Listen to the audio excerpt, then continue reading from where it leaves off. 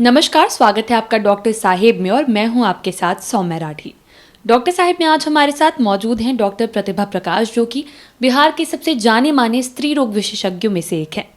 आज के डॉक्टर साहिब के एपिसोड में हम ये जानने वाले हैं कि प्रेगनेंसी के बाद जब डिलीवरी हो जाती है तब महिला के अगर स्टिचेस खुल जाते हैं तो इसके पीछे क्या कारण है और इसका ट्रीटमेंट आगे कैसे होता है। सबसे पहले मैम नमस्कार, बहुत बहुत स्वागत है आपका। नमस्कार सौम्या, नमस्कार। मैम, कई बार ये देखा जाता है कि डिलीवरी के बाद जब महिला का ट्रीटमेंट किया जाता है तो उनके स्टिचेस खुलने की समस्या आ जाती है, तो ये कब होता है? हाँ सौम्या, देखिए स्टिचेस तो खुलते हैं यदि नॉर्मल डिलीवरी होता है। किसी का भी नॉर्मल डिलीवरी में हम लोग एपिस्टोमी देते हैं, सब में तो नहीं देते हैं लेकिन जिसमें देते हैं एपिस्टोमी देते हैं, तो वो कभी कभी खुल जाता है। उसका मेन कारण इन्फेक्शन है। बहुत बार इन्फेक्शन के कारण स्टिचेस खुल जाते हैं। कोई हिमेटोमा हुआ तो खुल जाता है, कभी कभी फॉल्टी रिपेयर से भी हो सकता है। कारण तो बहुत है, मेनली इन्फेक्शन के कारण है। यदि प्रॉपर देखभाल नहीं किए, नहीं एंटीबायोटिक लिए, नहीं केयर किए तो वो स्टिचेस खुल जाता है।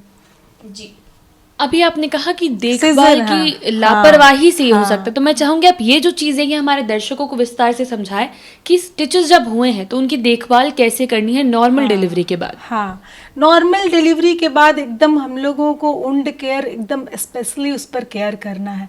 स्टिचेज ऐसे जगह होते हैं जहाँ पे हर बार हमारा यूरिन, स्टूल सब जाता है, तो हम लोगों को हर बार यूरिन पास करने के बाद, स्टूल पास करने के बाद उसको हम लोग बीटाडीन से स्टिचेज को वॉश कर लेते हैं, उसको बीटाडीन लगाते हैं, उसको ऑइंटमेंट देते हैं, लगाते हैं।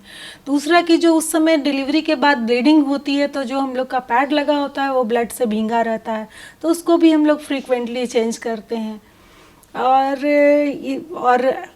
ये खान पान पे ध्यान रखते हैं। बहुत लोग कमज़ोर है, जिसका हीमोग्लोबिन कम है, जिसका इम्यूनिटी कम है, जो लोग वो कुछ लोग हैवी वर्क कर लेते हैं, ये सब भी अवॉइड करना चाहिए, जिससे हम लोग स्टिचेज को ठीक से रख सकते हैं। जी। और करने के समय भी थोड़ा सा है कि हम लोग को हीमेटोमा नहीं बने, मतलब कुछ ये भी है कि कुछ ब्लड क्लॉट जमा हो गया, ब्लीडिंग अच्छे से चेक करके हम लोग को स्टिचेस देना चाहिए, तब हम लोग उससे बच सकते हैं। जी, ये तो मैम आपने नॉर्मल डिलीवरी के बारे में बताया। अगर सिजेरियन की बात करें, सी सेक्शन की बात करें, तो उसमें क्या होता है अगर स्टिचेस खुल जाए तो? हाँ, सिजेरियन सेक्शन में भी स्टिचेस खुलते हैं, हम लोग को सेकेंडरी सुचरिंग लगाना पड़ता है, तो उसमें भी यही कारण है, मेनली इन्फेक्शन।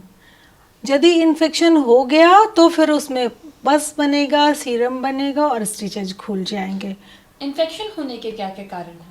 इन्फेक्शन होने के कारण बहुत ज़्यादा है, मतलब किसी का हीमोग्लोबिन भी बहुत कम है, तभी भी इम्यूनिटी नहीं है, तभी भी कोई एंटीबायोटिक नहीं लिया, कभी कभी स्टरलाइज इंस्ट्रूमेंट नहीं हुआ, कोई किसी का अपना हीलिंग इम्यूनिटी पावर ही कम है जिसके कारण नहीं हील करता है। बहुत सारे कारण है जिसके कारण नहीं हुआ। कुछ हीमेटोमा बन गया, कुछ ब्लीडर छूट गया, इसी के कारण हो सकता है। अगर प्रेगनेंसी के बाद स्टिचेस खुल जाते हैं तो इससे महिला को क्या क्या दिक्कत हो सकती है? देखिए, स्टिचेस खुल जाते हैं तो पस आएगा, पेन होगा, हीलिंग नहीं होगा, तो वो फिर बहुत मुश्किल की बात है ना। उससे पस आना, फिर धीरे धीरे इन्फेक्शन और पस हो जाएगा, ऊन खुल जाएगा, ऊन गैप कर जाएगा, तो फिर यदि हम उसको वैसा ही हाल में छोड़ देंगे तो बस्ट एब्डोमेन हो जाएगा, पूरा पेट खुल जाएगा, ऊन डाइजेंस हो जाएगा, पूरा पेट का आंत भी बाहर आ सकता है, तो ये बहुत पेन होगा, पस निकलेगा, बस्ट एब्डोमेन हो सकता है। जी, अगर किसी महिला के स्टिचेस खुल जाते हैं पोस्ट डिलीवरी, सी सेक्शन और नॉर्मल दोनों की अगर बात हाँ। करें, तो जब आपसे मिले तो आगे इलाज कैसे होगा?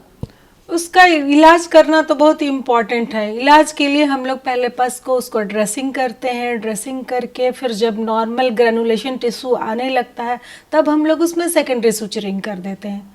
जी, क्या दवाइयों का भी इसमें कुछ महत्वपूर्ण रोल रहता है? हाँ, सेकेंडरी सुचरिंग के बाद तो हम लोग पस का जो पस आ रहा है उसका कल्चर करा के एंटीबायोटिक देते हैं, जिससे जो बैक्टीरिया है वो सेंसिटिव हो, उससे फिर हम लोग उसका एंटीबायोटिक का बहुत रोल होता है कि पहले तो इन्फेक्शन ख़त्म हो जाए, उसमें नॉर्मल ग्रेनुलेशन टिश्यू आ जाए, तभी हीलिंग संभव है। नहीं तो सेकेंडरी के बाद टर्शियरी भी देना पड़ सकता है। जी, टर्शियरी सुचरिंग भी लगाना पड़ सकता है। उम्मीद करती हूँ कि आपने डॉक्टर साहिबा की सारी बताई गई बातों को ठीक तरीके से सुना और समझा होगा। इसी के साथ जल्द मुलाकात होगी अगले एपिसोड में। तब तक के लिए अगर वीडियो को फेसबुक पर देख रहे हैं तो पेज को लाइक करें, यूट्यूब पर देख रहे हैं तो चैनल को सब्सक्राइब करें। कमेंट सेक्शन या मेल बॉक्स के माध्यम से आप बता सकते हैं कि डॉक्टर साहब से आपके क्या सवाल हैं। धन्यवाद।